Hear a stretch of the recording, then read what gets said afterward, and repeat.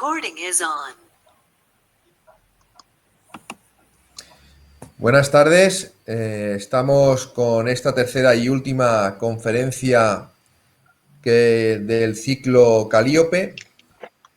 Empezamos la primera hablando de literatura distópica y algunas de sus grandes obras y autores, para continuar en la segunda conferencia hablando de literatura y de lenguaje y cómo éste configura nuestro pensamiento y a través de su carga semántica nos ayuda a crecer como personas, y cómo la literatura ayuda a muchos a hacer crecer nuestra mochila lingüística, importantísimo para el día a día y tener una vida plena. Y llegamos al final de nuestro viaje. En esta última estación vamos a hablar de escritura.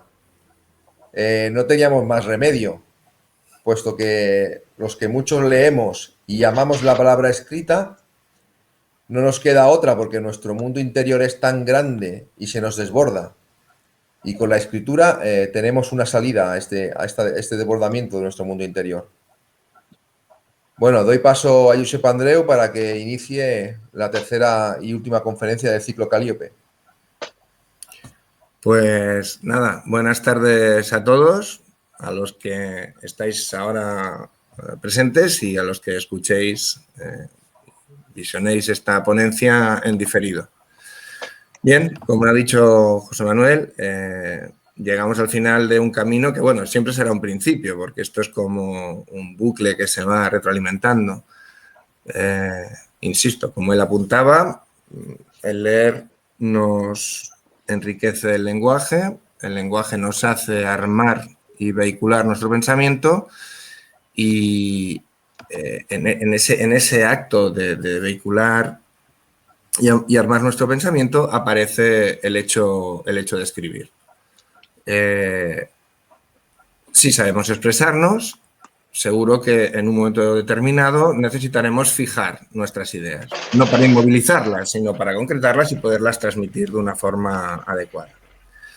Huelga decir que estamos en una época, la época digital, en la que la mayoría de los contenidos se acercan a ese concepto de inmediatez y, por lo tanto, a una praxis visual, donde, bueno, lo importante es el impacto inicial, donde la imagen debe transmitir mucho más que el cuerpo de texto o la voz en off, pues en un post, lo que se explica.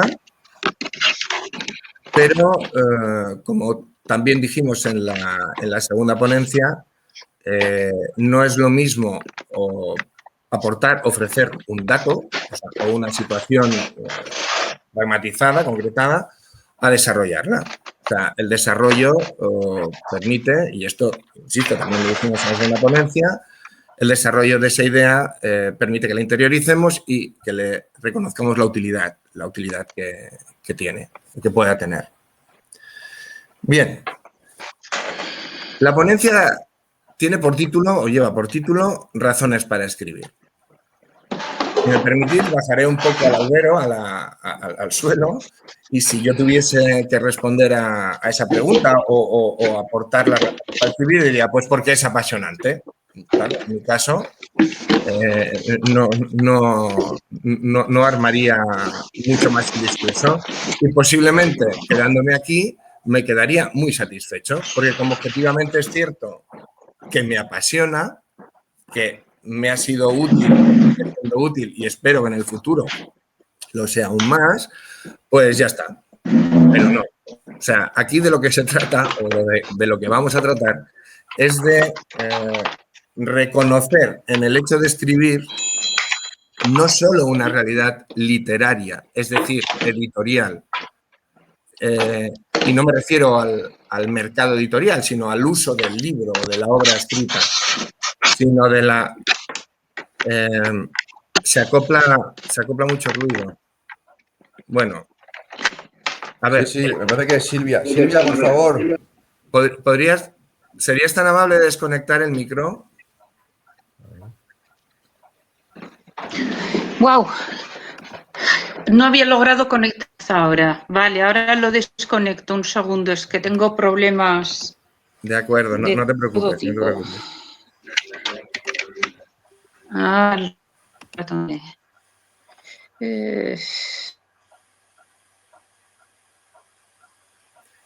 Bien, continúo. El hecho de escribir no debe ser reconocido solo en la obra impresa, o sea, en la producción editorial. El hecho de escribir es un hecho relacional, es un hecho comunicativo y como tal lo encontramos o lo reconocemos en muchísimos aspectos de nuestra vida cotidiana. Si me fuese al pasado, hablaría de género epistolar, las cartas, bueno, ese elemento físico tiende a la desaparición, a pesar de las cartas, de las facturas de las compañías de suministros y de los bancos, ¿no? Pero lo que es el hecho de la comunicación escrita a distancia, bueno, ha ido desapareciendo. Aún existimos nostálgicos, pero la sociedad ya ha abandonado ese uso, esa praxis. Pero en su momento, el hecho de escribir una carta a alguien que estaba lejos, o bueno, que no estaba a nuestro lado, era muy relevante. ¿Por qué? Porque transmitía noticias y, lo más importante, situaciones que quien recibía ese escrito debía o se esperaba que reconociese aquello que se le explicaba. En mi caso, y disculpadme, pero hoy haré muchas referencias a mi propia realidad, o sea, porque, bueno, soy el ponente y me tomo esa prerrogativa. Yo escribía a mis amigos de Cartagena, de Madrid, de Francia, y me esforzaba, nos esforzábamos, ¿no? Porque nos carteábamos, así era. Uno enviaba una y luego recibía la respuesta, nos explicábamos cómo estábamos, qué sucedía en la familia, aquel amigo que no habías visto desde el verano, pues, bueno, había hecho tal cosa o se había ido a estudiar a no sé dónde, o el hermano de tal se había ido al servicio militar y la familia estaba muy agobiada porque le había tocado una zona muy difícil o lo que fuese. Y ahí hacíamos, no hincapié, sino que vamos a decir que nos esforzábamos en transmitir la información para que fuese entendida y sentida en la medida que nosotros imputábamos sensaciones o sentimientos en lo escrito. Vale, eso ya no está, ¿de acuerdo? Hemos evolucionado. No sé si para bien o para mal, eso ya lo digo así, pero hemos evolucionado. Pero el hecho de escribir sigue siendo un elemento estrictamente necesario. Y como antes hacía ironía con las cartas de los bancos y de las compañías de suministros, lo vuelvo a hacer, pero es que hay otras realidades. Todos trabajamos ahora con email. Escribimos cartas que son virtuales, pero que recibimos a un buzón, y así se llama, o sea, un buzón de correo, o las enviamos o las recibimos. Todos escribimos en las redes, sean estas Facebook, Twitter, Instagram, cuales fueren. Y ahí, el lenguaje escrito, la escritura, sigue teniendo una relevancia capital. Sin ir más lejos. Y seguro que nos reconoceremos en la reflexión que voy a hacer ahora mismo. ¿Cuántos problemas hemos tenido, de mayor o menor calado, pero cuántos problemas hemos tenido al escribir algo en WhatsApp, no puntuarlo bien o omitir alguna información que complementaría a la frase y el receptor no reacciona bien a lo escrito. O no reacciona bien o no lo entiende en la misma medida que nosotros pretendíamos que lo hiciese. Bueno, si hablábamos de que leer era importante para dotarnos de léxico, por lo tanto, de mayores cargas semánticas y por lo tanto así sabernos explicar mejor, cuando más corto es el contenido de nuestras epístolas, o sea, de nuestras cartas, aunque sean virtuales, más concreción deberemos tener para que aquello que explicamos sea coherente. O sea, en resumen, o en derivada, escribir sigue siendo muy importante y la concreción en eso escrito mucho más. Twitter tiene un límite de caracteres y cuántos fracasos nos hemos llevado al imputar una frase que parecía ser muy trascendente, pero que no ha sido entendida. Y en cuestión... Bueno, tenemos muchas incidencias hoy a nivel... Bueno, cuestiones que tienen que ver con la escritura y que hemos ido denostando o dejando en demérito, los signos de puntuación. Imaginemos una pareja de tortolitos, de una pareja que tiene algún rifirrafe y a la pregunta, pues no sabes lo que hice ayer, puntos suspensivos. Y quien contesta, sea en Messenger o en lo que sea, contesta, no me importa lo que hiciste ayer. Y se olvida la coma después de la negación.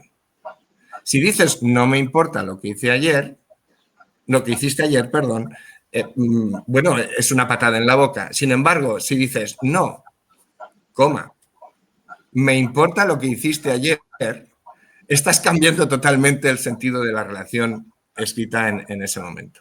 Hasta ese punto hemos llegado. O sea, en el lenguaje, en la lengua escrita, los puntos, las comas, bueno, todos los signos de puntuación son relevantes. Bueno, y más cuando tenemos que concretar, porque cada vez vivimos más rápido y nuestro discurso tiene que ser reducido. Nuestro mensaje escrito tiene que ser reducido. Pero bueno,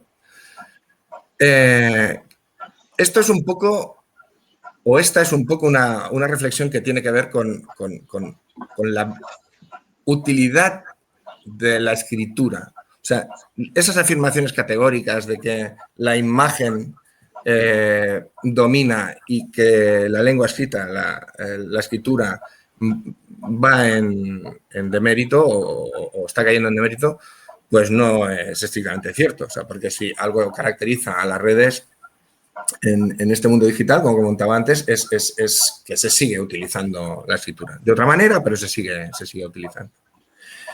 Y bien, hecho este preámbulo, pasaríamos a una cuestión que voy a verbalizar de forma categórica, pero que difícil me va a resultar permitir una réplica sobre la misma, ¿no? Y es que el hecho de escribir depende de la lectura. No hay un escritor, y puntualizo, no me refiero a aquel que edita, o sea, o que publica, sino no hay nadie que escriba que no haya leído antes. Normalmente, o sea, normalmente no, la norma es que aquel que escribe tiene una gran tradición, trayectoria o hábito lector. Porque si es importante en una época como la nuestra concretar cuando escribimos, no podría hacerse de ninguna manera o de ningún modo si no tuviésemos una gran riqueza de lenguaje que se adquiere precisamente leyendo. Llegados a este punto, cuando escribimos o cuando empezamos a escribir o qué nos genera la necesidad de escribir, pues posiblemente lo mismo que nos empuja a leer. En la ponencia anterior explicaba, planteaba que la proximidad del libro genera la posibilidad de ser lector. En una casa donde hay libros, aunque solo sea por presencia física del elemento físico, los niños, las niñas pueden ir derivando hacia, no la extrañeza ante el libro, sino a normalizarlo y en algún momento acercarse a él. Bueno, pues aquellas criaturas que reconocen la escritura de forma habitual en su entorno inmediato o familiar, normalmente reconozcan en la misma una utilidad. Pero insisto, será la lectura la que nos empuje a ser, y luego apuntaré una relación que tengo aquí en un chuletón, qué aspectos potencia la escritura. Pero sí que es cierto que cuando eres pequeño, cuando eres un niño, una niña pequeñito o un joven, y estás leyendo mucho, por alguna razón que tampoco puedo explicar de forma estricta, tendemos a la necesidad de decir, voy a probarme y voy a explicar algo. Porque la creatividad vive en esa lectura y por mimetismo tendemos a reproducir aquello que nos resulta grato. Una vez más se demuestra que somos animales gregarios, una vez más se demuestra que somos homínidos que actuamos por mimetismo. Pues cuando leemos, instintivamente reconocemos que hay alguien que ha escrito eso que estamos leyendo y decimos, oye, pues igual yo a esto le podía meter mano. Yo recuerdo mi adolescencia y yo escribía cosas que ahora miro con la distancia que te da el tiempo y uno se echa a reír, ¿no? Pero claro, yo leía a Verne, Salgari, Tolkien, que fue un descubrimiento casi incendiario, y uno empezó a imaginarse mundos fantásticos, te daba por inventar la pólvora, que si ahora me invento un personaje que es un no sé qué. Bueno, hombre, la calidad literaria de esos escritos, bueno, pues lo que digo, hoy tenemos el día con incidencias, ¿eh? ¿Cuánto ruido? Bueno, pero lo que sí es cierto es que en ese primer paso hacia la escritura, uno empieza a recogerse en la misma. No encerrarse, a recogerse. Y sin duda crece un poco. Simplemente porque la creatividad saca de nosotros cosas que de otro modo, o sea, una técnica como la escritura saca de nosotros creatividad. Y la creatividad genera crecimiento y sobre todo poliedria a la hora de pensar. Ergo, vuelvo al principio, cuanto más leemos, más somos capaces de escribir. Luego hay otro aspecto que tiene que ver con las edades tempranas y evidentemente no voy a pontificar porque no me corresponde profesionalmente, pero sí puedo aportar por conocimiento de segundos y terceros, ¿no? Tiempo atrás, cuando la terapéutica en la psicología o en la pedagogía infantil se desarrollaba, tiempo atrás no hablo de hace 10 años, sino estoy hablando del siglo XX, sobre todo en las escuelas pedagógicas del primer cuarto. Se descubrió, se observó que cuando un niño o una niña tenía problemas, fuesen estos los que fuesen, frente a un papel y un lápiz, le resultaba mucho más fácil, dentro de esa privacidad, o sea, porque no era una verbalización, sino era escribir, explicar aquello que les sucedía. Esa técnica se aplicó durante muchísimo tiempo y en los últimos tiempos, por la redundancia, entró en desuso. Pero me consta que vuelve a utilizarse. Hay un caso sangrante o una situación sangrante y de muy difícil gestión, que es el bullying, una plaga que, bueno, no sé, habrá de gestionarse de una forma muy vertical y con mucha voluntad, donde niños que se ven muy sometidos, que se sienten muy rechazados, cuando se les aporta lo que he dicho antes, un papel y un estilo, o sea, un bolígrafo, un rotulador, un lápiz, son capaces de expresarse con mayor serenidad y evidentemente aportan datos que a las familias, a las escuelas o a los profesionales que les gestionen les facilitan mucho el trabajo y la comprensión de lo que están pasando. Es curioso, en una época, en un momento de nuestra historia en la que la comunicación es tan rápida, volvemos a la necesidad del recogimiento para sacar aquellos sentimientos, aquellas sensaciones, aquellas carencias que tenemos interiorizadas.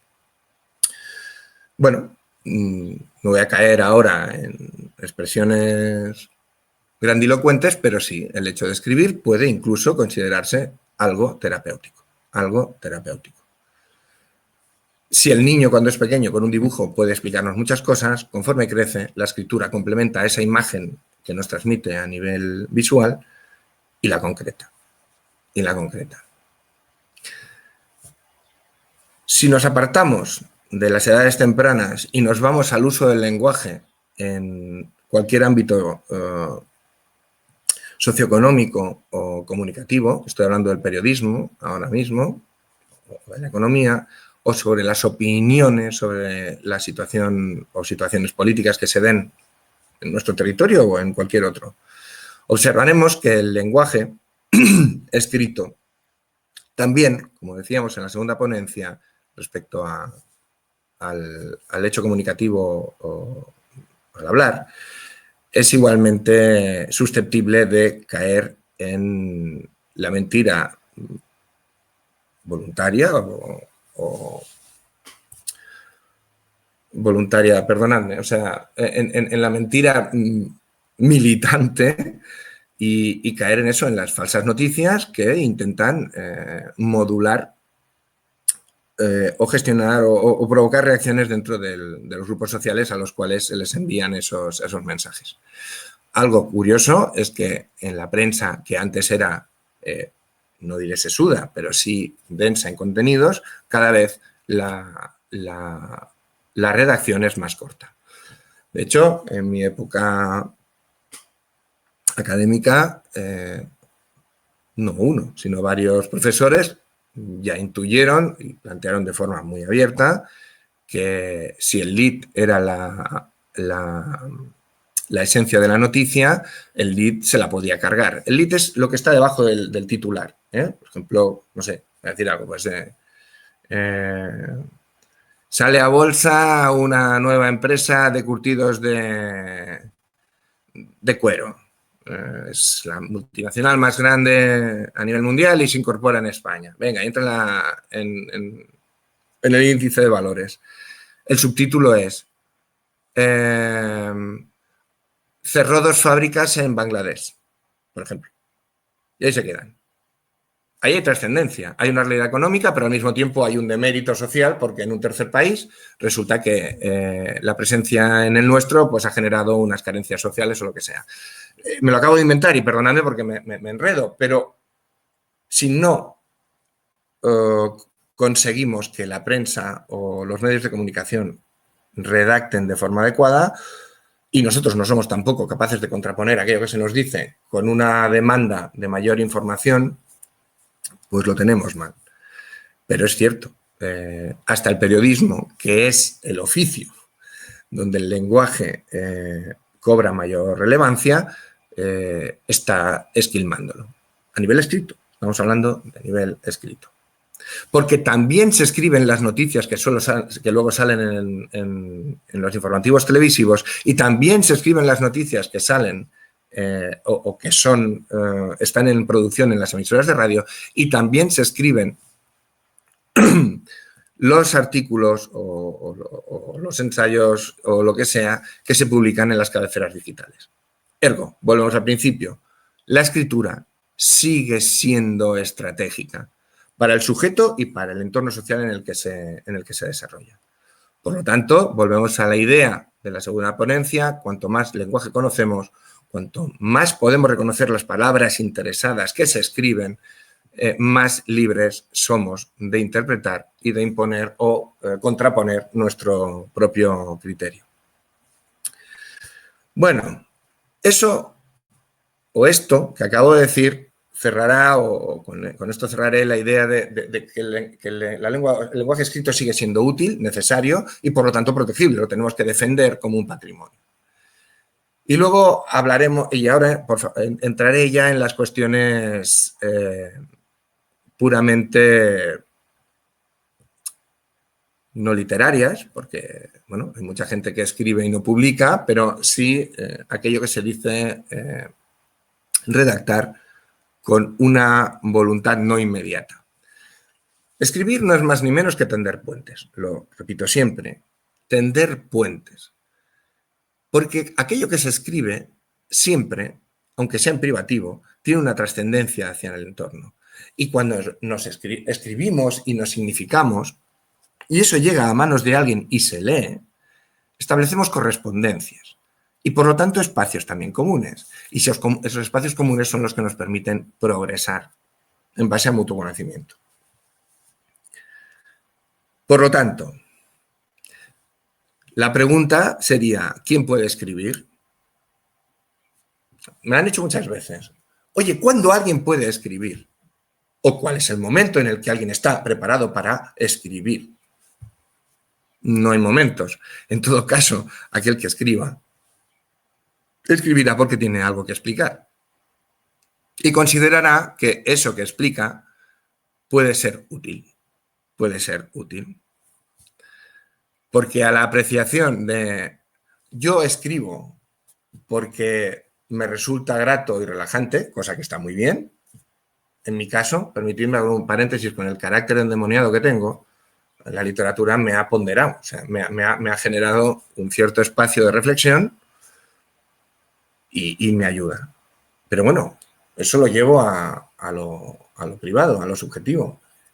Pero a efectos prácticos, cuando escribimos, siempre tendemos a pensar qué pasaría si esto lo lee alguien en algún momento. A lo mejor no hemos publicado nunca, pero lo pensamos. Porque sí, cuando uno imputa, se significa en aquello que escribe, espera un retorno. No por presunción, no por soberbia comunicativa, sino porque si somos gregarios, si somos homínidos, como antes comentaba, al final el hecho de escribir no es ni más ni menos que otra vía de comunión con nuestros iguales, con los comunes con los que vivimos. Ergo, ¿quién escribe? El que tiene algo que explicar. Luego llegaremos a publicar. Luego llegaremos a publicar. Si es que queremos publicar o si es que queremos que tenga trascendencia. Perdón, he omitido una cosa. Cuidado con el lenguaje escrito en los libros de texto. Cuidado. Que ahí también tenemos una batalla en la que significarnos y luchar, sin de nuevo. Porque depende de cómo le escribamos a nuestros menores en formación, escolarizados, o les expliquemos una historia que además van a tener que transmitir en una prueba escrita, un examen. Cuidado. Tenemos que exigir, por supuesto, de concreción, pero también contenido que permita reflexionar, no solo obtener el dato. He omitido algo que está dentro del mercado editorial, pero que yo lo llevo más a los aspectos sociales o de trascendencia social del hecho de escribir. Bueno, volvamos ahora al tema de aquel que escribe con voluntad de publicar. Y llegado a este punto, os diré que antes de empezar a registrar esta ponencia, hablábamos del confinamiento durante esta pandemia, bueno, que aún nos afecta y esperemos que acabe pronto. Hablábamos del recogimiento, de que estábamos en casa, que necesitábamos comunicarnos. Bueno, pues uno de los fenómenos que se ha dado es la escritura. Y de hecho, como en esta sociedad todo tiene un precio y se comercializa, una de las cosas sorprendentes es cómo han florecido los cursos de narrativa, redacción en las redes. Yo durante todos estos meses me he hinchado a ver inputs de ese tipo. Y aquí hay que pararse. Porque escribir es un hecho, en inicio, cuando somos tiernos, íntimo. Conforme maduramos, lo convertimos en un hecho comunicativo de cierto ámbito público, sea con la familia, sea con los amigos. Y cuando llegamos a una madurez, no digo en edad, sino una madurez como ciudadanos, hombre, el hecho de escribir y de glosar información, si es que estamos preparados para ello, ¿no? Somos psicólogos, somos historiadores, somos, no sé, lo que sea. Ya tiene una trascendencia y por lo tanto provoca reacciones en el entorno. Pero a escribir no se empieza un día, o sea, no aparece la voluntad de ser escritor y por lo tanto la trascendencia de lo que escribimos. Yo otras veces he hecho la broma, o sea, yo me levanto hoy, soy Josep y digo, hoy voy a escribir algo equivalente a Guerra y Paz, porque aquí mis bemoles y yo voy a ser trascendente. Y eso lo escribo, me lío la manta a la cabeza, genero una producción en equivalencia de páginas de 2.380 páginas y me voy al editor. Y digo, pues, es que yo hice un curso de técnica de escritura Y me ha salido esto. Bueno, pues cuando hablemos de las razones para escribir glosadas, que me he hecho la chuleta, os he enseñado antes, veremos que eso es bueno, me atrevo a decir, una cierta aberración. Una cierta aberración. El hecho de escribir, primero, es utilitario, cartas, explicaciones en entorno inmediato y demás. Y si llegamos a la literatura, a lo que ya sería eso que llamamos el libro, deberemos estar mucho, mucho más curtidos. Los cursos de narrativa, los cursos de escritura, bueno, son útiles, puedes tener técnicas, o sea, todos aprendemos todos los días. Pero cuando uno ve un anuncio donde pone ¿quieres ser escritor? Hombre, yo no tengo por más que un poco sonreírme con cierta sorna porque el hecho de escribir es evolutivo, no se genera de forma espontánea, es evolutivo. Bueno, porque es trascendente y aquello que no evoluciona no tiene valor, no tiene valor, no tiene valor. Porque escribir, cuando es algo utilitario, como decía hace un instante, no nos significa. Si tú escribes una carta con unas alegaciones a una multa de un organismo, pues bueno, estamos hablando de un mensaje concreto que requiere el conocimiento de una norma o de una ley, y entonces contestas y demás. Y, hombre, tiene la trascendencia administrativa que tiene, sí, de acuerdo. Pero cuando queremos ir más allá, cuando queremos imputar nuestro propio conocimiento o el que hemos generado con otros, para que sea útil, hombre, tenemos que tener un bagaje denso. Y luego otra cosa a la que tenemos que atender, la soberbia del hecho de escribir. Sí, puede estar ahí. De hecho, tenemos y conocemos todos autores que son muy soberbios, que pontifican. Bueno, el hecho de escribir ha de ser de una humildad absoluta, porque uno plantea sus ideas, lo que piensa, lo que siente, lo que ha vivido, o incluso puede recrear un mundo ficticio, pero aquello que transmita tiene que tener una base reconocible. O sea, incluso la ciencia ficción debe sostenerse en planteamientos que sean mínimamente coherentes. Hacer hipérboles literariamente tienen una trascendencia relativa. Bueno, perdonadme, a no ser que recurramos al concepto poesía, donde pragmatizar es difícil y debemos abrir la mente a una creatividad que escapa a lo que sería la prosa o la redacción de otro tipo. Cuestión. El hecho de escribir, cuando llegamos al momento de la edición, de la publicación, a la voluntad de publicar, a la voluntad de ser trascendentes, y abro otro paréntesis, disculpadme, porque estoy imputando mucha realidad propia. Yo recuerdo en la presentación de mi segundo libro haber escuchado la siguiente pregunta por parte del entrevistador, de quien conducía el acto. Bueno, estas historias no tienen voluntad de trascendencia, ¿no? O sea, son muy íntimas y demás.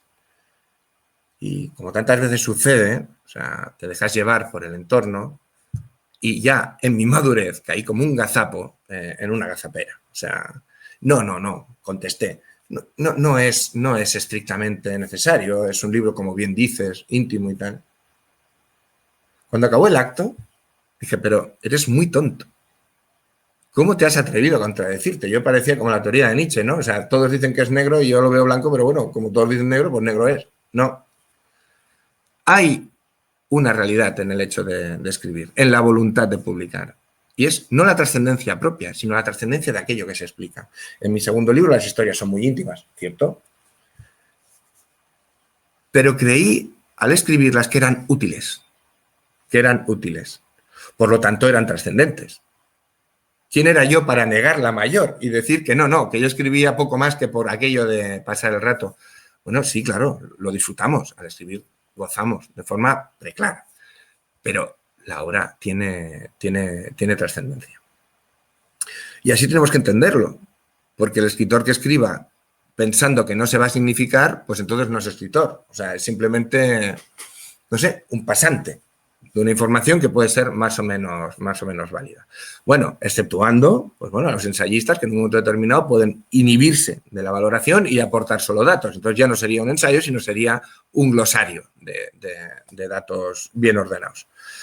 Pero si escribimos, interpretamos, porque tenemos una vida hecha, porque tenemos unas vivencias que nos han marcado y por lo tanto interpretamos aquello que explicamos, esperando que otros se reconozcan en nosotros y nosotros podernos reconocer en el entorno social. Bien, llegados a este punto,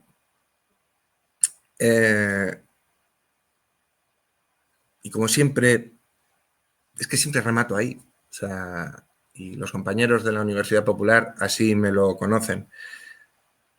Soy un tonto ilusionado y por lo tanto optimista, a pesar de que haya una galerna que amenace la travesía. Las nuevas generaciones. Ahí está el tema. Las nuevas generaciones son, a la hora de hablar y a la hora de escribir, que es lo mismo, una cosa es lo mismo, deben estar bien armados. Y el problema es que para armarles nos vemos incapaces, no sabemos muy bien cómo llevarles, no de forma forzada, sino acompañarles a algo que consideramos útil y trascendente. Trascendente siempre, e insisto, en el buen sentido, porque necesitamos trascender para progresar. No a nivel subjetivo, sino como colectivo social, el hecho de escribir, el hecho de hablar bien, el hecho de transmitir y comunicarnos de forma adecuada, nos hace progresar. A todos. Si mejora uno, mejoramos todos, por capilaridad.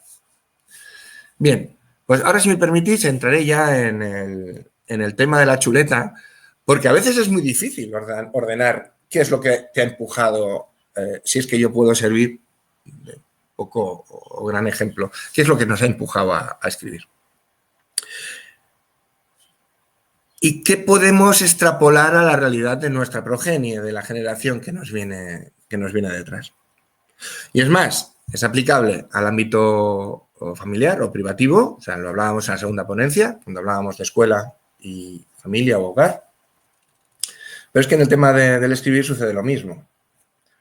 Hay que buscar fórmulas para que nuestras nuevas generaciones se acerquen al hecho de escribir, reconozcan su utilidad y lo utilicen como una herramienta comunicativa efectiva. Bien, antes lo he apuntado. Yo empecé a escribir primero porque, por alguna razón, en lo primero que escribí vi cierta creatividad y me crecí un poquito. No hay nada más soberbio que un adolescente. Pues imagínate cuando te pones delante de algo y te crees, y he dicho te crees, lo estás haciendo medio bien. Pues bueno, aparecen nuevas fórmulas, lees más cositas y empiezas a mover, como se dice en el ámbito futbolero, a mover la bola. Bueno, se educa la creatividad, sí. Has leído mucho, has leído historias de este tipo, del otro, que si aventuras, que si ahora la historia de un submarino, 20.000 leguas de viaje en submarino. Bueno, de hecho, los intereses generados en primera instancia te generan hábitos adultos. Yo soy buzo porque leí 20.000 leguas de viaje submarino. Término absoluto. O sea, cuando intento buscar la razón, acabo en un libro. Curioso, pero es así, es así. Si acabamos siendo creativos, damos un segundo paso en nuestro progreso como seres humanos, y es que nos volvemos responsables. Claro, esto fuera de contexto, podéis pensar, ¿responsables de qué? Pues de nosotros mismos. Porque sí, la creatividad es un elemento no necesario, sino estrictamente necesario. Pero cuando creamos algo, como es hijo nuestro, descubrimos algo que se llama responsabilidad. Aunque solo sea por la mala opinión de los demás. Por ejemplo, yo escribo algo, se lo enseño a quien sea y me dice, vaya pertiño. Ostras, te quedas chascado. A ver si es que esto lo he escrito mal. Y generas una reacción. Alguien podría decirme, uy, tal como están los chavales ahora, lo que harían es abandonar a la primera. O no, si el primer paso creativo lo tienen suficientemente cimentado, posiblemente esa responsabilidad frente a lo que generan, a lo que se produce, a lo que se crea, evolucione también en la misma medida. Más lento, más rápido, pero en la misma medida. Esto liga, he apuntado la palabra crecimiento. Claro, eso nos hace crecer. O sea, si somos creativos, nos responsabilizamos de lo que hacemos, esa responsabilidad nos hace ser responsables, perdonadme la redundancia, y nos hace crecer, nos hace madurar. O sea, reconocemos la trascendencia de lo que hacemos. Si gusta, si no gusta, si es útil, si no es útil. Y algo muy importante, y ahí es donde la escritura, muchísimo más que la lengua, o sea, el lenguaje, el habla, mucho más que el habla, la escritura nos lleva a la empatía. A la empatía. Porque si hay algo que demuestra la literatura o el hecho de escribir, es que cuando escribes, sea sobre personajes reales o ficticios, tienes que ponerte en el pellejo de aquellos de los que escribes.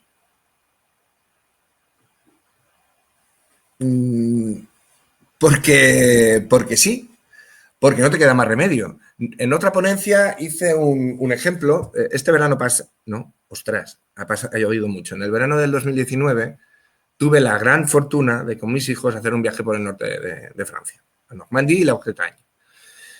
Se ha escrito muchísimo sobre la Segunda Guerra Mundial y, bueno, ¿qué vamos a decir del frente occidental, desembarco en Normandía, etcétera, etcétera, etcétera? Bueno, pues utilicé ese ejemplo porque pensé, bien, yo ahora voy a escribir la historia de un muchacho de Oklahoma que desembarcó en Omaha Beach. Muy bien. Pero es que hay una cosa que no podré evitar a la hora de escribir y es que delante estaban los nazis. Huelga a decir que el fascismo, el nazismo, cualquier régimen totalitario, por lo que a mí respecta, se rechaza frontalmente. Pero es que el mundo no es así. El mundo en aquel momento era de un muchacho de Oklahoma que desembarcó bajo un fuego graneado del copón bendito, pero es que delante habían también muchachos jóvenes, alemanes, posiblemente equivocados por el posicionamiento ideológico de lo que ellos llamaban su patria o su país, pero estaban allí y se mataban entre ellos. Eso se lo expliqué a mi hijo menor visitando precisamente el cementerio alemán que está en Normandía. Él me dijo, ¿pero estos no eran los malos? Y yo le dije, sí, pero mira qué edad tenían. 18 años, algunos, 17, 19, 20. Si escribes, tienes que ser empático. No estar de acuerdo con el otro, pero si no la historia estará coja. No se ceñirá a la realidad, no será útil. Veréis que reseño mucho ese adjetivo, útil. Útil. Pues es verdad. O sea, si no somos empáticos, y eso lo consigue la literatura a la hora de orquestar o hilvanar una historia, no seremos útiles. O sea, perdón, nuestro hecho de escribir no será trascendente. Después hay otra cosa.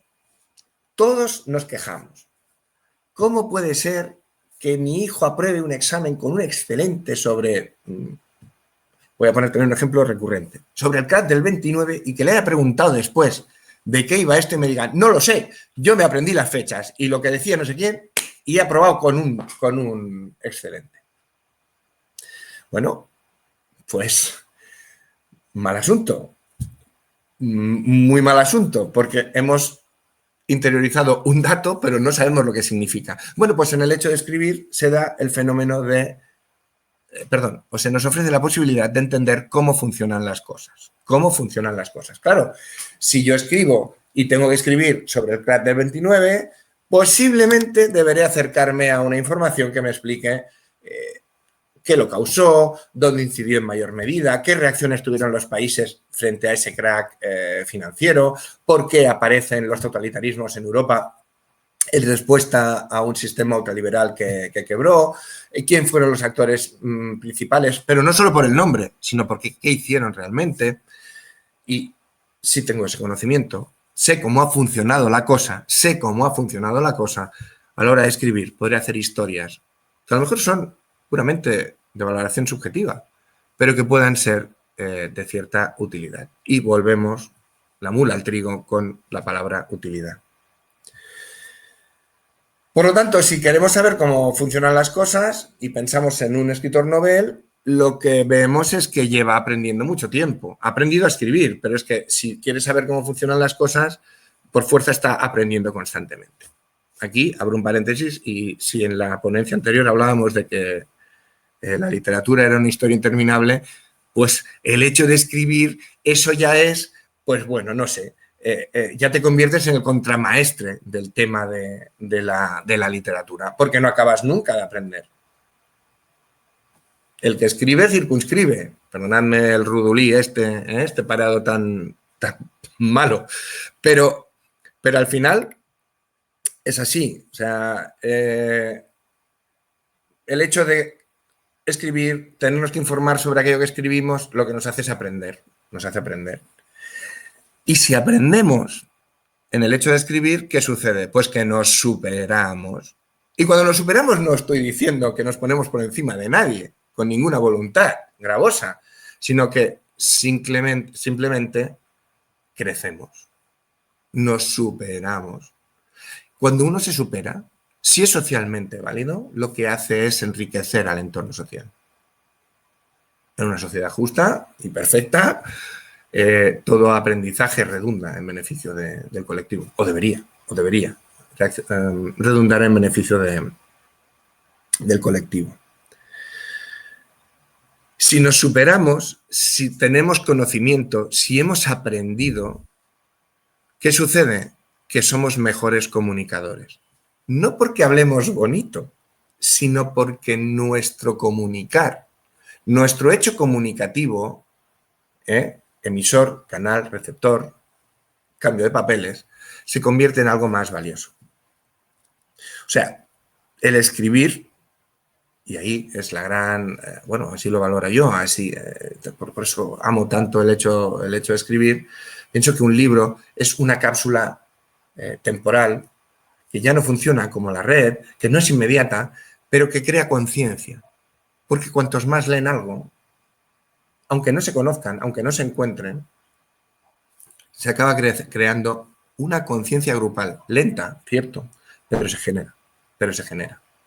De ahí la importancia que el escritor sea capaz de posicionar sus contenidos o su mensaje de forma adecuada.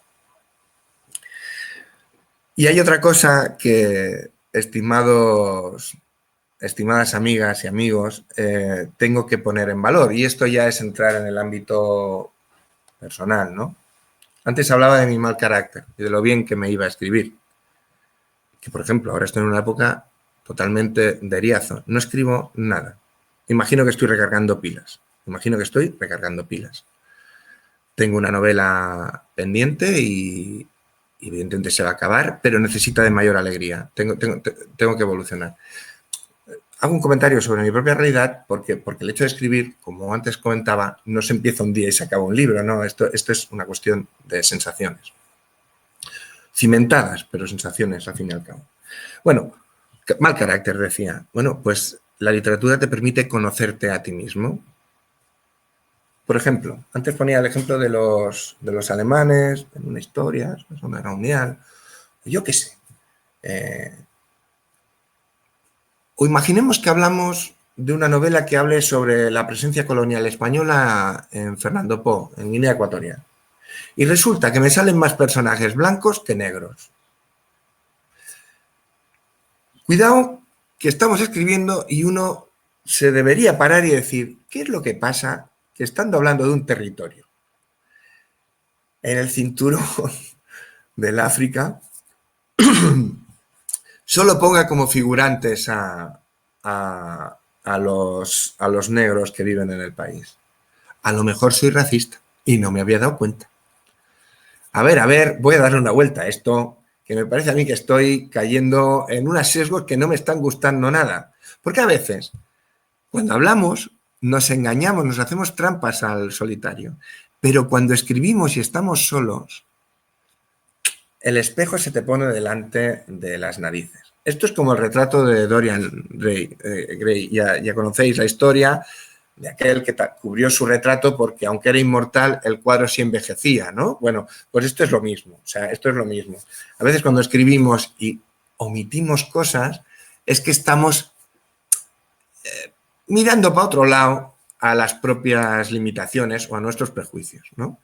Bueno, pues sí, conocerse a uno mismo. Escribir es ponerte el espejo frente a las napias. Y a veces es muy ofensivo, pero nos ayuda a cambiar. Nos ayuda a cambiar. Hombre, a no ser que seamos una mente absolutamente enferma y, bueno, entonces ya no eres un escritor, eres simplemente un panfletero que te dedicas a atacar a alguien en base a unas ideas que ni siquiera te has preocupado en contrastar. Porque no eres empático, no entiendes cómo van las cosas, no has aprendido nada y, por lo tanto, no te has superado. También hay escritores así. Hoy voy a citar a uno al que, lo siento mucho si alguno de los asistentes o quien escuche la ponencia en diferido les moleste. Pío Moa. Pío Moa, un pseudo historiador que trata el tema de la dicta blanda de Primo de Rivera, la guerra civil, República, guerra civil, posguerra. Bueno, poco menos como si hubiese sido un episodio casi de La Casa de la Pradera, cuando en realidad está dando datos históricos que se dan como buenos sin siquiera haberlos contrastado. Bueno, hay gente así. Y sí, el mercado editorial les considera escritores. Bueno, no vamos a negar la mayor, esto sucede. Pero yo no quiero hablar de los que utilizan de forma rentista el hecho de escribir. Volveré a la idea de los beneficios de la escritura, al menos en base teórica.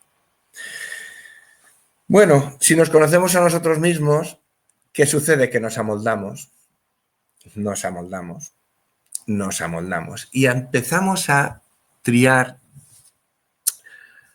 a separar el grano de la paja. Voy a hablar de otro escritor ahora. Tengo un verdadero antagonismo con Mario Vargas Llosa. Si la audiencia se escandaliza, se siente. Aquí no hemos venido a contentar a nadie y sí a hablar de literatura. Ideológicamente nos encontramos en las antípodas. Su soberbia de senectud es aberrante. Y es más, sus últimas obras son, diría que casi ofensivas. Pero, como nos amoldamos porque sabemos escribir y sabemos leer lo que escribimos y lo que otros escriben, y en eso tenemos nuestro crecimiento del lenguaje y, por lo tanto, nuestra capacidad de entendimiento, hoy me contradigo y digo que Mario Vargas Llosa es uno de los mejores escritores del siglo XX, aunque solo sea por un libro, Pantaleón y las visitadoras. Dicho esto, me estoy amoldando a una contradicción, pero que es fruto del conocimiento lector y también, en mi caso, del hecho de la escritura. Y si nos sabemos amoldar, también sabemos reaccionar. Y el final de eso que llamamos el escribir es el inconformismo, el pertinaz y constante inconformismo. Cuanto más leemos, más fácil nos resulta transmitir de forma escrita, pero es que cuanto más escribimos, más inconformistas en alguien más inconformista nos convertimos, porque como somos responsables, somos empáticos, entendemos cómo funcionan las cosas, aceptamos el cambio como animal de compañía, si me permitís la broma respecto al chiste ese que corre por ahí del pulpo.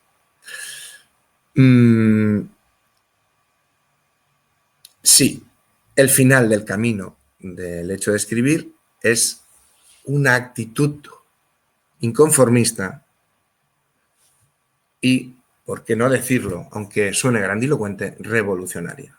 Porque aceptar el cambio como una constante variable, que oxímoron, constante variable, nos abre las puertas a un futuro mejor o más evolucionado. Y ya como último cartucho de la progresión del escritor o del hecho de escribir, está algo muy denostado, pero que yo defiendo con capa y espada, y es el perfeccionismo.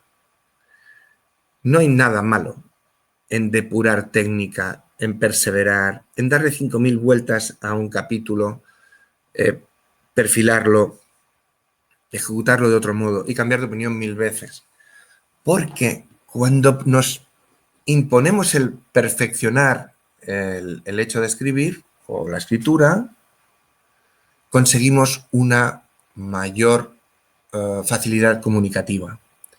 El lector necesita, no diré enamorarse, pero sí sumergirse de forma grata en la playa que le ofrecemos. O sea, cuando escribimos, antes lo decía, hace un ratito, esperamos cierta trascendencia, pero no la llevamos a lo personal como éxito. No es eso. Es que aquello que a nosotros nos importa ser, aquello que nosotros consideramos importante y por lo tanto que merece ser transmitido o contado, explicado, tiene que ser grato a quien lo recibe. Y ahí aparece el término, la palabra perfección. Demasiado denostada. La perfección no existe. Es un proceso y nunca llegamos a ella. Pero perseguirla nos ayuda a ser mejores comunicadores. Y bueno, más que nada va por aquí. Ya llevándolo a la trinchera y a lo que llamaríamos lo cotidiano, pues si en la segunda ponencia perseveraba en la idea de acercar los libros a los niños en el ámbito familiar, en el ámbito escolar, en el ámbito académico, en el hecho de escribir, pues yo ¿qué os puedo decir? ¿Qué puedo afirmar? Pues bueno, pues que hay que acercar también la posibilidad de escribir de forma sencilla. Esta Universidad Popular, a quien no sea conocedor, ahora se lo voy a explicarlo, bueno, convoca concursos literarios de relato corto para niños entre 12 y 18 años. Bueno, un niño con 18 años ya no es un niño, ¿no? Pero bueno, vamos a decir jóvenes. Bueno, pues, oye, hay respuesta. Quizá no tanta como en la época de mi hermana y mía, que los premios Coca-Cola de redacción, que por cierto, mi hermana ganó uno y se fue de viaje al norte de África, ahí más feliz que el guerra, ya no existe, o sea, no está tan valorado. Ahora parece ser que lo importante es ser un buen gamer y ganar no sé qué juego de no sé cuántos, que ahí me pierdo. Pero si lo acercamos, si lo hacemos cotidiano, si lo ofrecemos de forma sencilla, hombre, conseguiremos jóvenes con un buen lenguaje y con una gran capacidad comunicativa y, por lo tanto, con trascendencia. ¿No os sorprende, por ejemplo, cómo redactó la nueva consejera de Educación de la Comunidad Autónoma de Murcia su discurso de toma de posesión? Bueno, ahora no lo voy a leer, evidentemente, era largo, pero sorprendía. O sea, gente supuestamente con una preparación académica altísima, por tanto, licenciados superiores y con responsabilidad de gestión pública, no saben redactar. Bueno, así nos va. Por lo tanto, ¿quién puede escribir? Todo el que tenga algo que explicar, seas pequeño, seas mediano, tengas la edad que tengas. No hay momento para empezar, simplemente la pulsión de hacerlo. Y posiblemente las ideas plasmadas negro sobre blanco, dejen más pozo que las palabras. Muchísimo más. Decía Umberto Eco que el escribir es un hecho trascendente. Era un gran semiótico, pero aprendió del mismo. O sea, el mismo autor del Péndulo de Foucault o del Nombre de la Rosa, pues se sacó uno de los libros más clarificadores sobre el fascismo y que tenía una utilidad y que ahora tiene una utilidad tremenda si se quiere encontrar. Es una obra menor en cuanto a tamaño o a extensión y, sin embargo, es un gran catalizador de pensamiento, porque es sencillo y transmitible. Bueno, pues no es menester hablar de los pilares de la tierra de Ken Follett o de obras de gran cantidad de páginas, sino simplemente conseguir que el hecho de escribir sea trascendente, porque sea concreto, porque sea capaz de transmitir ideas bien conceptualizadas, bien pragmatizadas. Y nada, poco más. Sí que tengo que poner encima de la mesa que yo escribo porque no hay nada que me ate más a este mundo que el hecho de escribir.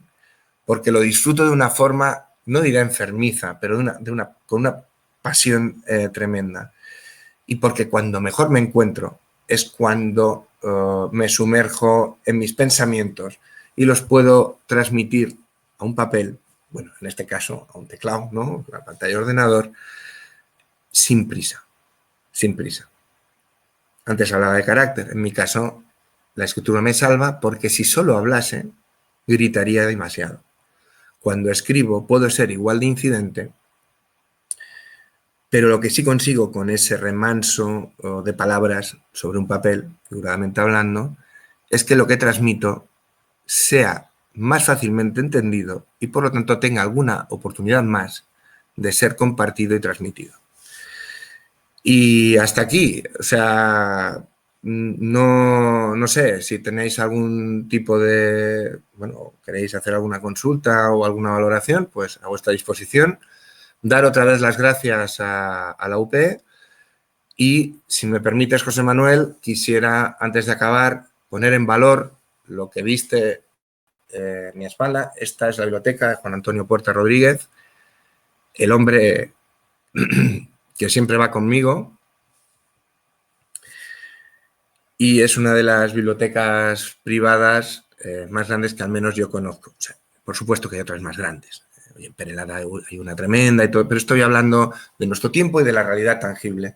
Bueno, estoy en una biblioteca excepcional, básicamente de ensayo y novela histórica, y que tiene más de 7.000 volúmenes.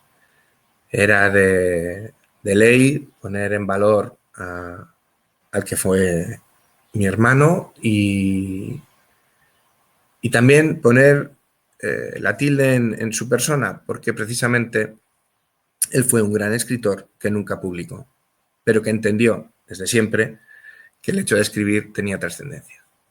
Era veterinario, su trabajo era en el ámbito de la sanidad animal, por lo tanto era un hombre de ciencia, pero era un gran humanista y su capacidad lectora, su léxico, el conocimiento semántico de ese léxico, le hacía escribir profesionalmente a los niveles que requería cada uno de sus interlocutores, pues en estos ganaderos, instituciones o otro tipo de perfil. Bueno, el hecho de escribir es útil, hagamos lo que hagamos. Y nada, un recuerdo para Antonio en esta ponencia. No lo hice en la primera y lo siento mucho, pero aquí en la Villa de Fuente Álamo de Murcia hay una biblioteca insigne que levantó un gran lector que por derivada se convirtió en un gran escritor, aunque nunca publicase un título. Y hasta aquí hemos llegado. Muchas gracias por asistir y quedo a la disposición de la Universidad Popular para lo que sea menester. Pues muchas gracias, Josep. No hay Ha de sido qué. un placer tener este ciclo contigo y esperamos que tengamos muchos más. Y ahora, bueno, como siempre, quedamos abiertos a que la gente pues comente, diga, pregunte, aporte. Di, Josep, di. No, es que José Luis está hablando, pero no se le oye. O sea, no. Micro, José Luis. No se te oye. Espérate, a ver si lo he silenciado yo. Algo sucede ahí, pero no. A mí se me oye, sí, ¿no? ¿A ti sí? ¿A ti sí? ¿Y al resto? No lo sé, no lo sé, no lo sé.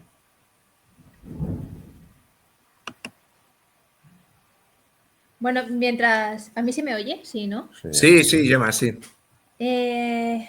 Bueno, yo sepa, quiero expresarte que me ha encantado la conferencia que has hecho. He tomado muchos apuntes, por lo tanto, he escrito. Doy fe, Ahí está, Da doy fe, fe. ahí aquí tengo está, la ahí está. libreta. Y mientras José Manuel arregla el tema de los micros, quisiera aportar mi visión sobre esta conferencia. Quiero comentarte porque ha habido en la conferencia has dicho que se utiliza la escritura en la o se utilizaba la escritura en terapia para los niños, ¿sí? Y has hablado del tema bullying, ¿verdad que sí? Quisiera comentarte una cosa.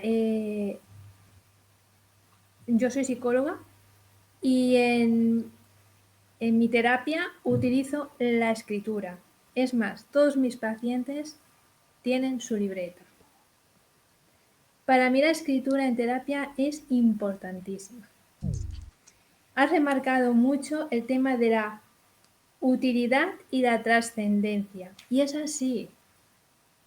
Has hablado de ponerte delante solo del espejo. Y es así. La escritura te hace ponerte delante de ese espejo. Te hace verte a ti mismo. Y por lo tanto, empatizas con uno mismo, te das cuenta de todo aquello que causa tus pensamientos que cuando los escribes, y además les hago escribir con papel y lápiz, prohíbo el ordenador, ¿sabes? Por eso van con su libreta. Pero es que es clave para no solo la gestión de las emociones, sino también para buscar todo aquel significado realista de los pensamientos y volverlos a interpretar, porque por norma general son pensamientos distorsionados, son pensamientos que trasciende a la persona a tener unos ciertos o tener unos sentimientos, unas emociones y unas conductas completamente desadaptativas. Y el escribirlo es darse cuenta de ello. Cuesta mucho al principio, porque no se está acostumbrado. Pero sí que es verdad que cuando la semana que no pongo deberes, que es lo que les digo, los deberes, esa semana me los reclaman. Quiero escribir. Porque es cuando se dan cuenta de que se conocen a ellos mismos y cómo cambia toda su evolución. Si me permites, no te interrumpo. Luego, por favor, continúa el discurso porque me parece súper interesante. Hay una cosa que cuando analizo las palabras, cuando las analizo, o sea, si yo le pregunto a alguien, ¿tú qué eres? Siempre contesta con adjetivos. Soy alto, soy bajo, soy calvo, soy no sé, ¿vale? O sea, adjetivos. Nadie utiliza los sustantivos para definirse a sí mismo. Nadie. Nadie te dice, yo soy persona, por ejemplo. Por ejemplo. Ahí, si hacemos una gestión del sujeto, a ver, que yo no soy psicólogo, Gemma, o sea, vaya por delante, o sea, no va por ahí, pero sí que observo otras realidades, o sea, porque cuando pretendo escribir, evidentemente, como antes os apuntaba, tengo que entender cómo funcionan las cosas. O sea, cuando tú a alguien le dices, no quiero que me digas que eres guapo, o sea, eso ya se ve, eres Brad Pitt, macho, o sea, que no hay que me lo digas. Señor Pitt, ¿usted qué es realmente? Y le dices que utilice sustantivos, ahí es donde empezamos a ver la utilidad del lenguaje y el conocimiento de las cargas semánticas que nos definen. Esto llevándolo a tu discurso, ¿no? Al de una terapia, ¿no? Es difícil Pero cuando de forma general se hacen afirmaciones categóricas como que la lengua ha muerto, viva la imagen, estamos inhabilitando precisamente, bueno, en mi opinión, la herramienta más válida, porque es una herramienta de comunión y de recogimiento. La visual no lo es nunca, porque necesita de otros ojos. La escritura es privativa, en primera instancia. Luego puede ponerse en común, pero en primera instancia es privativa. Puede parecer contradictorio para alguien como yo, que soy la voluntad mancomunada hecha persona, o sea, porque nunca entenderé la sociedad individualista.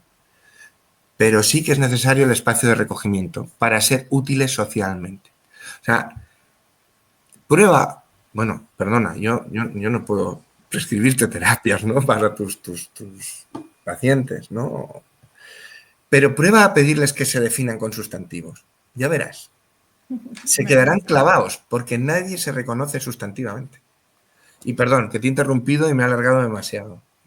No, me lo he apuntado, ¿eh? Lo voy a hacer, ¿eh? Mm. Y ya te diré cómo va. No, un poco más iba a decir, porque doy paso también a José Manuel, a José Luis y... José Luis, ¿se te oye ya? A ver, no sé, ¿me oís ahora? Sí, Ahora sí. sí. Ah, Ahora sí. ostras, bueno, gracias a Dios. No, mira, yo quería intervenir en un sentido, ¿no? O sea, aquí se está hablando del hecho de escribir, ¿no? Pero a mí me gustaría analizar a los que escriben. Y me explico. Sobre todo los que escriben en los medios de comunicación, porque siempre voy al mismo tema y me diré que soy muy pesado. Pero cuando tenemos un cuarto poder que escribe y escribe de manera interesada, porque en el fondo son esclavos de una línea editorial que en el 99% de los casos son esclavos de deudas que tienen contraídas en mi propio sistema, pues ya te das cuenta que al final los que escriben no escriben para la sociedad, escriben para su sociedad o para su cuerda. Con lo Antes cual, lo comentabas, sí. esto lo quería remarcar. Luego, otra cosa que querría decir, que también lo has apuntado tú, ojo con los libros de texto, ¿eh? Ojito con los libros de texto. Porque tú mismo lo has dicho, ¿no? Ostras, cuidado, Con porque las claro, en un omisiones. libro de texto explican según qué cosas que luego el niño, tú lo intentas explicar y te dice el niño, no, papá, es que esto no entra. ¿Por qué? Porque cuando tú, por ejemplo, has comentado lo del crack del 29, o por ejemplo, hablamos del colonialismo, a los niños les explican que unas potencias occidentales fueron a África y que conquistaron unas tierras, sin importarles para nada que en esas tierras ya vivía gente. Eso no se les explica a los niños. Se explica que van allí los occidentales, pero no les dicen que allí vivía gente y que además eran gente, o sea, que no eran bultos. Eso no se les explica. Luego tampoco se les explica que allí se fue a expoliar. No, eso no se les explica. Las potencias occidentales fueron allí porque aquí era un terreno que estaba sin nadie y lo conquistaron. Eso es lo que les explican en esto. Tampoco les explican que fueron allí a someter a aquella gente. Eso tampoco se les explica. Entonces, claro, lo que se les explica en los libros de texto es ya de por sí una manipulación absoluta de la realidad. Y tampoco se les pone en contexto de lo que había allí. José Luis, permíteme que te apunte una cosa. Yo antes, cuando hablaba de las razones para escribir, he comentado que era una voluntad revolucionaria, ¿no? O sea, revolucionaria partiendo de la base de que la revolución es cambio, ¿no? Vale. Te das cuenta que en base a lo que acabas de apuntar, que antes lo he hablado también, lo de los libros de texto y demás, el hecho de que existan editoriales, yo no te estoy hablando de prensa ahora, ¿eh? Estoy hablando de editoriales que puedan editar libros. El problema es dotarnos de los medios para, o cómo esas entidades, empresas, dígasele como se quiera, pueden prosperar. La importancia de un libro mal llamado alternativo, que me cabrea sobremanera cuando oigo, han publicado un libro alternativo. ¿Cómo que alternativo? Es un libro sesudo, bien desarrollado. O antisistema. No, correcto. No estamos, o sea, hoy más que nunca el mercado editorial, que no me gusta llamarle mercado, pero es igual, lo que es la actividad editorial, necesita más que nunca iniciativas no condicionadas por estamentos o grupos económicos superiores, como sucede con la prensa. Hoy por hoy, si entendemos que el libro bien distribuido con una buena difusión crea conciencia grupal, antes lo apuntaba, es más importante que nunca que haya obras transmitibles de forma sencilla, no he dicho sin contenido, sencilla me refiero a que sean fáciles de distribuir. ¿Qué hay mejor que un libro para eso? Autores jóvenes, economistas alternativos. Insisto, que no me gusta el adjetivo, pero que digamos que no siguen la línea oficial, si entendemos por alternativo eso. Que de alternativo no tiene nada porque eso se circunscribe a la realidad. José Luis, es el momento, estamos en un momento en el que tenemos que artillarnos y empezar, bueno, no quiero utilizar... Tú, Josep Manuel, perdona que te corte. ¿Tú crees que, por ejemplo, lo que yo pienso puede ser publicable? Claro que sí. O en esencia lo que yo pienso pero vamos a ver. No puede ser publicable porque nadie te lo va a publicar. Pero vamos a ver. Imaginemos una cooperativa de enseñantes. Una cooperativa de enseñantes. ¿Por qué esa cooperativa de enseñantes no puede circunscribir sus bases de texto a una producción propia? Claro, la ley que dice...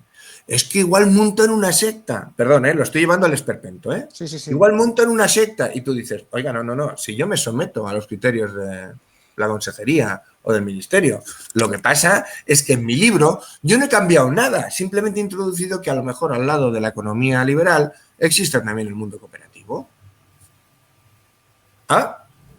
Eso para el establishment... Eso con la libertad de cátedra es posible.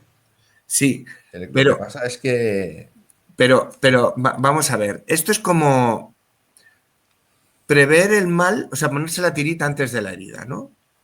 Incluso las posiciones de progreso dicen, hombre, si abrimos ese melón, pues las escuelas privadas que sean muy reaccionarias podrán explicar cualquier cosa, ¿no, amigos? O sea, aquello que se escribe y que ha de transmitirse. Estamos hablando ahora de libros de texto, O sea, nos estamos circunscribiendo ahí. Perdón, tendrán que pasar no un cepillado, sino un análisis estricto, ¿no? O sea, imaginémonos, o sea, del mismo modo que un señor no puede mentir en un libro de socioeconomía de un bachillerato omitiendo, porque omitir es mentir, omitiendo que hay sistemas cooperativos, que hay sistemas de crowdfunding, no como lo entendemos ahora en micro, sino históricamente las cooperativas se financiaban unas a otras, no sé qué.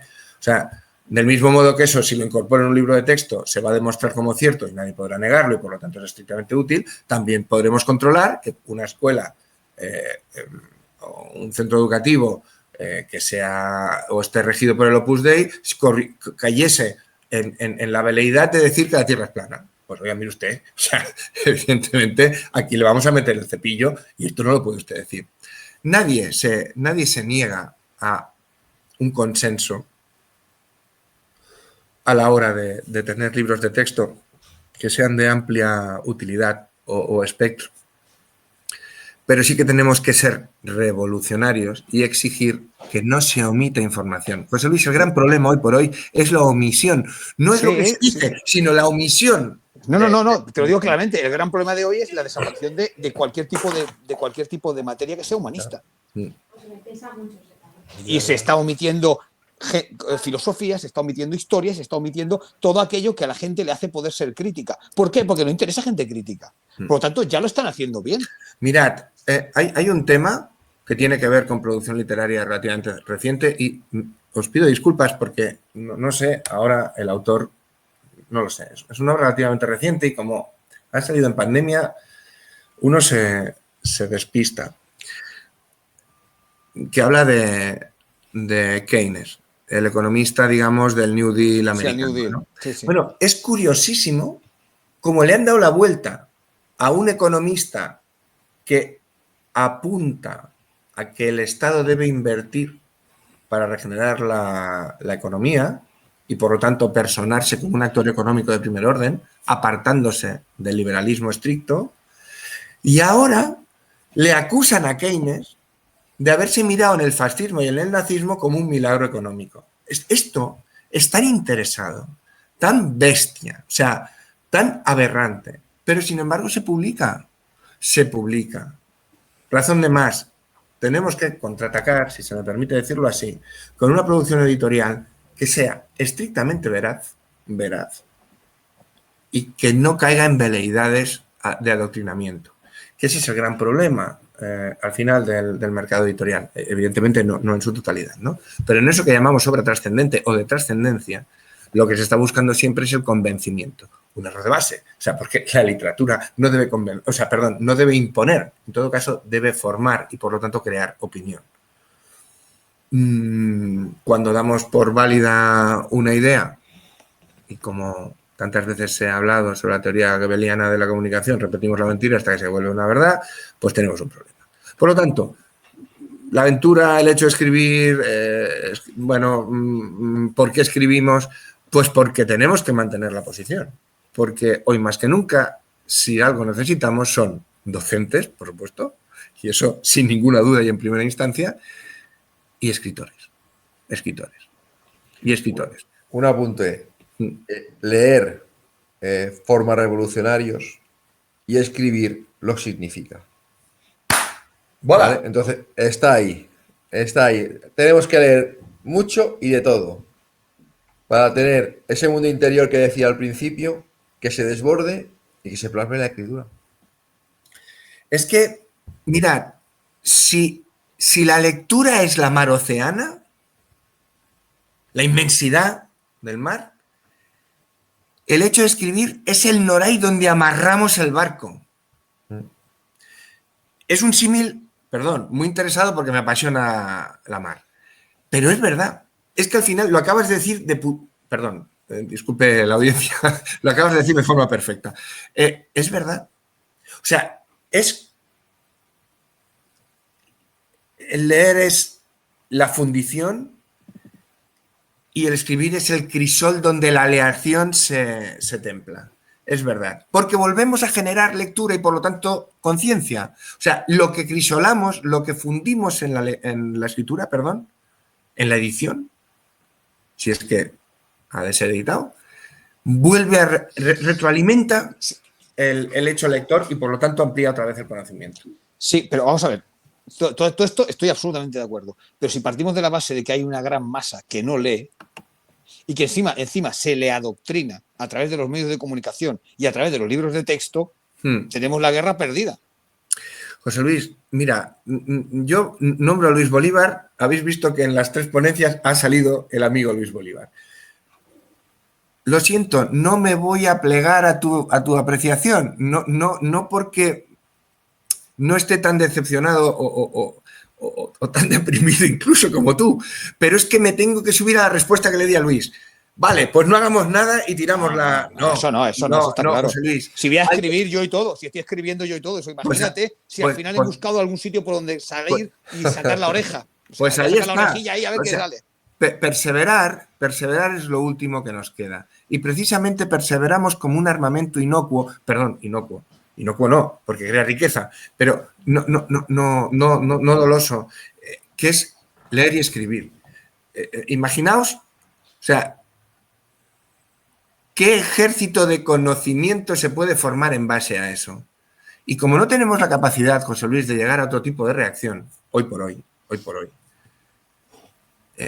insisto, el hecho de la lectura, y por lo tanto de la derivada de la escritura, es un hecho revolucionario al que no podemos renunciar. Nos cueste lo que nos cueste.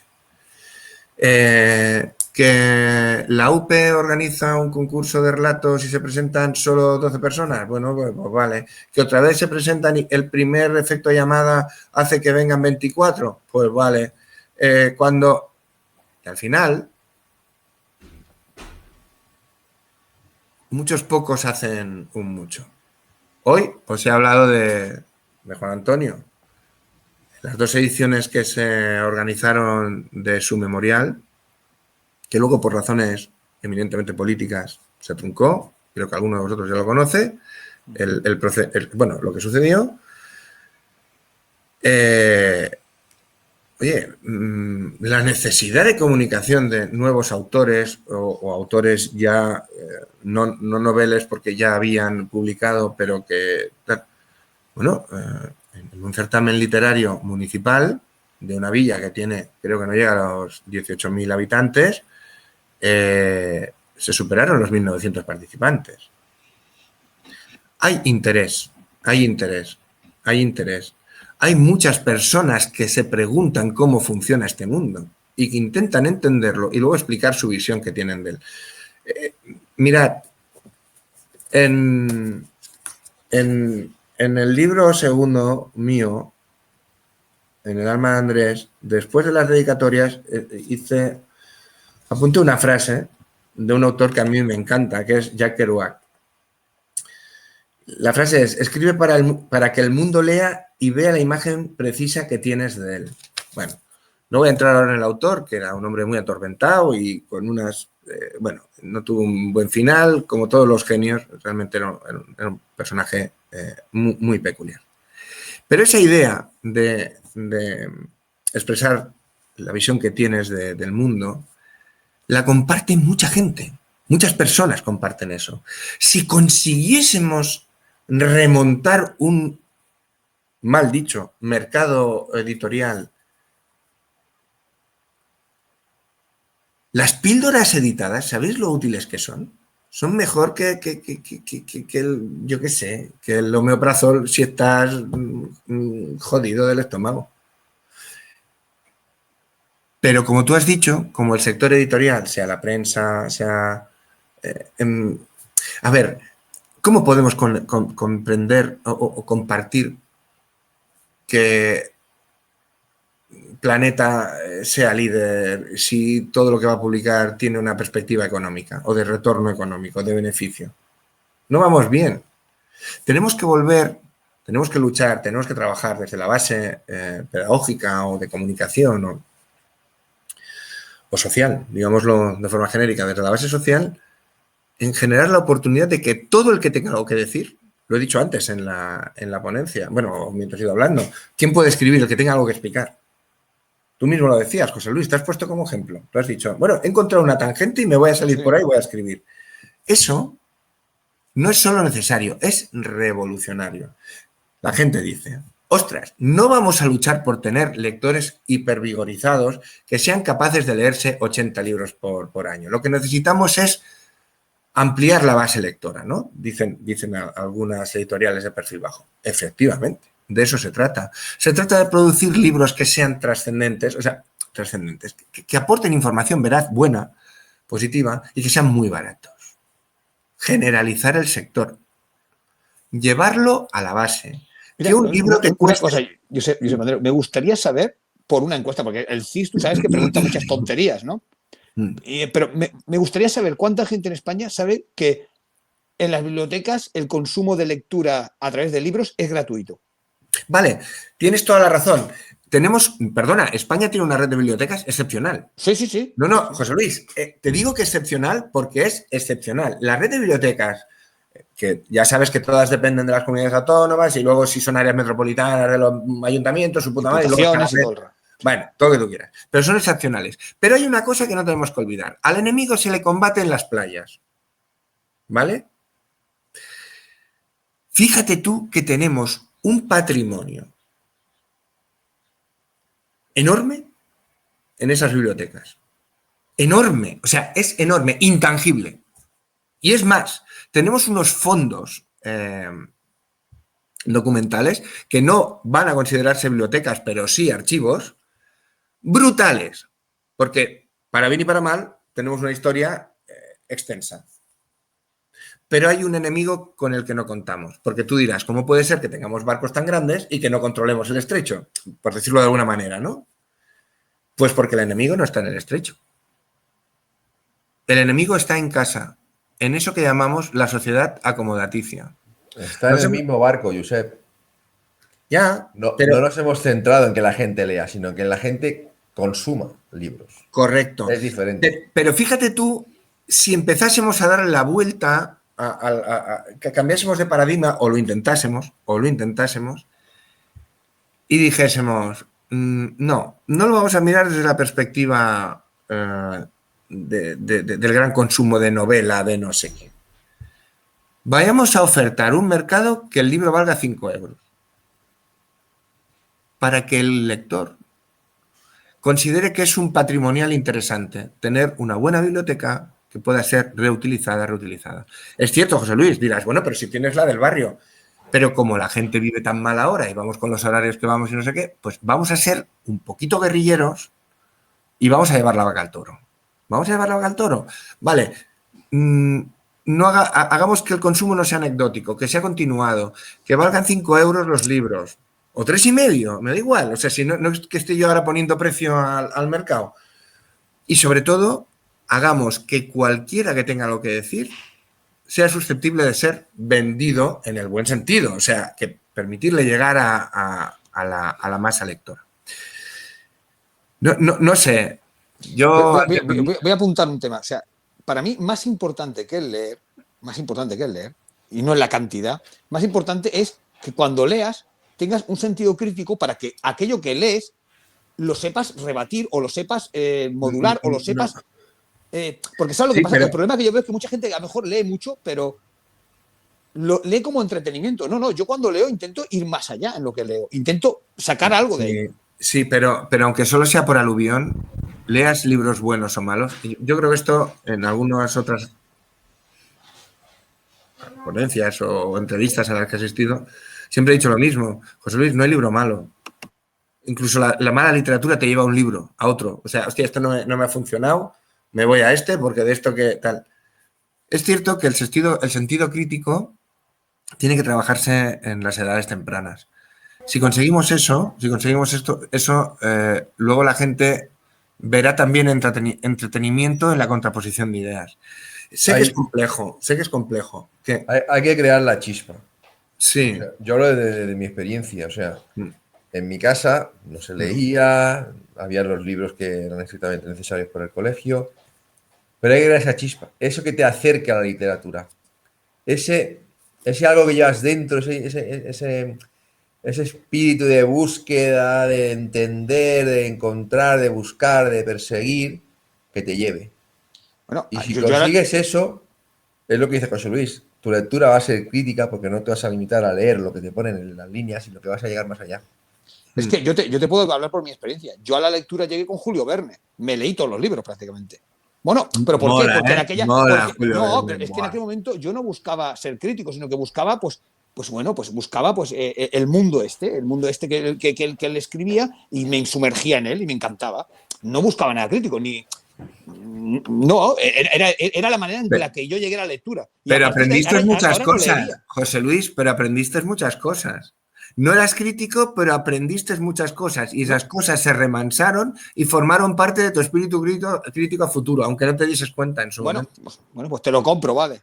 Pero hoy, por ejemplo, leer a Julio Verne a lo mejor no lo leería. Hoy intento leer cosas que tengan algún tipo de trascendencia, que me aporten algo. Por ejemplo, estoy leyendo ahora, por ejemplo, un libro que es de una escritura italiana que habla de la gente de Sicilia y te habla de la época de Sicilia en la cual se creó la mafia y todo este rollo.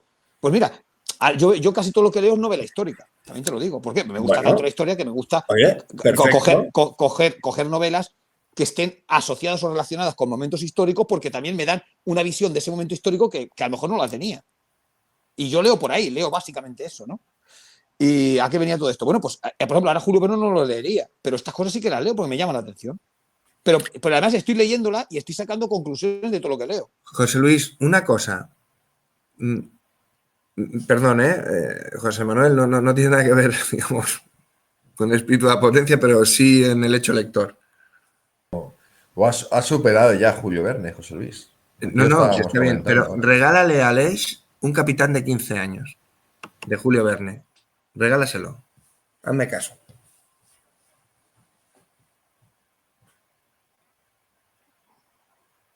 Hazme caso. Sí. Además, este no lo he leído, curiosamente. Porque supongo que no era de las novelas más famosas y no lo he leído. Ya, y claro, hay cosas que dirás, hostia, pues no lo comparto del todo, pero para un chaval adolescente, ya te dice mucho el nombre, Un capitán de 15 años. Coño, es que vamos, lo vi en primera persona prácticamente. Y el protagonista las pasa de todos los colores. De todos los colores. O sea, que eso quiere decir, a ver, bonitos, que el mundo es muy jodidito y aquí hay que crecer como persona, como dices tú siempre, ¿no? En tu argumentación. Sí. Y espabila, que aquí gratis no hay nada, ¿eh? Y ya está. Bueno, no lo sé. Ha sido interesante. Sí que os comento que, tal como apuntó Mercé al principio, vamos a tenernos que esforzar en que la comunicación, no sé cómo la podemos fomentar. No lo sé. Me refiero a las ponencias, ¿eh? O sea, me refiero en general a todo lo que hagamos, o las cápsulas formativas, o hay que trabajarlo. Sí, poco a poco. A ver qué hacemos. Prueba y error. sé, No, perdón, error. Nosotros, perdón, la UP no se ha equivocado. No, aquí no estamos hablando de equivocaciones. Es el público que no está, no está en la onda. Ahí está. A ver cómo podríamos potenciar. Vale, luego esto tiene su difusión, por supuesto, y esperemos que una utilidad manifiesta. Pero bueno, hay que trabajarlo.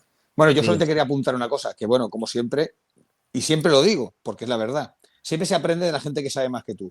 Y en este caso, pues de todo el tema de literatura y tal, yo tengo los conocimientos básicos y fundamentales que tengo, o sea, básicos, y que para mí es un placer pues escuchar a gente que sabe más que yo de estos temas, porque también me enriquece. Y solamente quería puntualizar eso, porque ya sabes que yo siempre lo pongo y lo digo. Es que eso, el escribir, lo digo ya para ligarlo con lo de la ponencia, el escribir es aprender, es aprender, es aprender. O sea, cuando estamos en relación, sea mediante la lectura, sea mediante el debate, José Luis, es que ese es el único factor humano verdaderamente valioso, es el aprendizaje mancomunado, o sea, cómo nos retroalimentamos. Compartir enriquece. Ahí está, ni más ni menos, ni más ni menos. Y ese es el tema. Bueno, bien, compañeros. Pues un placer. Lo mismo digo. Ha sido, de verdad, me ha encantado este ciclo. Y nada, que lo sepáis, a disposición y aquí me tenéis, ¿vale? Muy bien. Muchas gracias salud. por tu Buenas tardes. y hasta otra. Venga, hasta luego. Adiós. Adiós. De tener emoción.